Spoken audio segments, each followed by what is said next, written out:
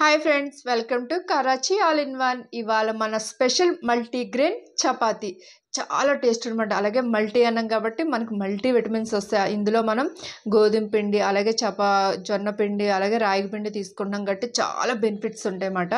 మీరు ట్రై చేయండి. అది వర్షాకాలం కాబట్టి కన్ఫామ్గా తీసుకోండి. ఇంకెందుకు లెట్ స్టార్ట్. ఇక్కడ ఒక గిన్నె తీసుకొని అందులో 2 కప్పులు గోధుమ పిండి, అలాగే 1 కప్పు జొన్న పిండి, 1 కప్పు రాగి పిండి వేసేసుకోండి. వేసుకుని ఒకసారి కలిపేసుకుని అందులో లైట్గా సాల్ట్ వేసుకోండి. అలాగే కొంచెం 1 స్పూన్ ఆయిల్ చాలు, ఎక్కువ వద్దు, 1 స్పూన్ చాలు వేసుకొని బాగా కలిపేసుకోండి. డైట్లో ఉన్న వాళ్ళకి ఇది చాలా మంచిది మాట. మనకు వెయిట్ లాస్ అవ్వడానికి చాలా మెయిన్ మాట ఇది. మీరు కన్ఫామ్గా నైట్ తీసుకోండి.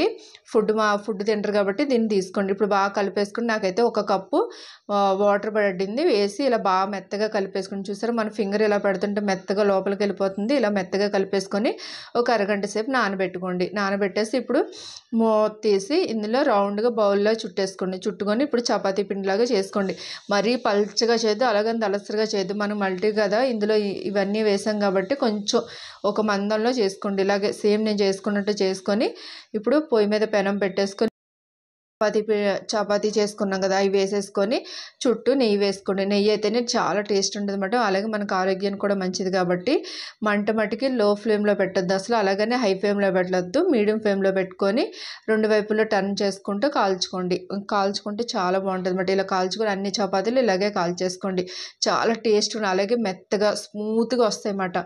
మీరు ట్రై చేసి ఎలా వచ్చిందో కామెంట్ చేయండి ప్లీజే. ఇంకా చూసారా ఇప్పుడు చపాతీలు ఎలా మెత్తగా కాలిపోయినాయి. ఇంకా అన్నీ అలాగే చేసుకోండి.